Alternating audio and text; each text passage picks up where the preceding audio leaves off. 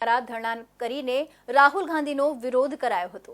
રાહુલ ગાંધીએ અમેરિકામાં ST OBC સમાજને આપેલા અનામતને લઈને કરેલા નિવેદનને લઈને ભાજપ દ્વારા વિરોધ પ્રદર્શન કરવામાં આવી રહ્યું છે। ત્યારે વલસાડ જિલ્લા ભાજપ દ્વારા મુંઘાભાઈ હોલ ખાતે ધરણા પ્રદર્શન કરવામાં આવ્યું હતું।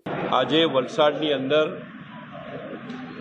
અમેરિકા જઈને શ્રીમાન રાહુલ ગાંધીએ અનામત દૂર કરીશુંની જે વાત કરી છે, દલિત, શોષિત, પીડિત, વંચિત, આદિવાસી સમાજ, અનુસૂચિત જનજાતિ સમાજ, એસટી સમાજ, દલિત સમાજ, એસસી સમાજ, સામાજિક અને શૈક્ષણિક રીતે પછાત ઓબીસી સમાજ, આ તમામ સમાજની અનામત દૂર કરવાનું જે એમણે વાત કરી છે એને સખ્ત શબ્દોમાં ભારતીય જનતા પાર્ટી વખોડી નાખે છે, એની ટીકા કરે છે અને ભારતની અંદર આ અનામત જે છે એસટી, એસસી, ઓબીસી અને તમામ સમાજની એક કાયમ રહેશે, આ પ્રકારની વાત આજે વલસાડ જિલ્લાની અંદર જે ધરણા પ્રદર્શિત કરવામાં આવ્યા છે એને જનજાગૃતિ સુધી, જન સુધી લઈ જવાની વાત। આપણા દેશના યશસ્વી વડાપ્રધાન માનનીય શ્રી નરેન્દ્ર મોદીજી જ્યારે પણ વિદેશ પ્રવાસે જાય છે,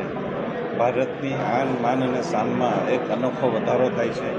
દરેક વિદેશના લોકો નરેન્દ્રભાઈ તરફ એક સોલ્યુશન તરીકે જોઈ છે કે રશિયા યુક્રેન હોય કે ઇઝરાયલ હમાસ યુદ્ધ હોય, આ બધામાં જે રીતે નરેન્દ્રભાઈએ પોતાનો એક વિશિષ્ટ રોલ અદા કર્યો છે એને સમગ્ર વિશ્વ યાદ કરે છે। એક બાજુ નરેન્દ્રભાઈ જ્યારે દેશના સાંસ્કૃતિક રાષ્ટ્રવાદને વિકાસ કરીને દેશનું મહત્ત્વ વિદેશોમાં વધારી રહ્યા છે, ત્યારે આપણા જ દેશના અને જેમણે ભારતના લોકોનો પણ અભ્યાસ નથી, ભારતીય સંસ્કૃતિનો અભ્યાસ નથી અને વિદેશમાં જઈને ભારતના જે વિકાસના કામો થયા છે, ભારતમાં જે સાંસ્કૃતિક રાષ્ટ્રવાદ છે, જે રીતે લોકોમાં સહકારથી જીવવાની જે કળા છે, આ બધાને ઉજાગર કરવાના બદલે ભારતના ભાગલા પાડવાની, અનામત દૂર કરવાની જે વાતો કરી છે અને સમગ્ર ભારતીય સમાજ વખોડી કાઢે છે। કાર્યક્રમમાં રાજ્યના નાણામંત્રી કનુભાઈ દેસાઈ પણ ઉપસ્થિત રહ્યા હતા।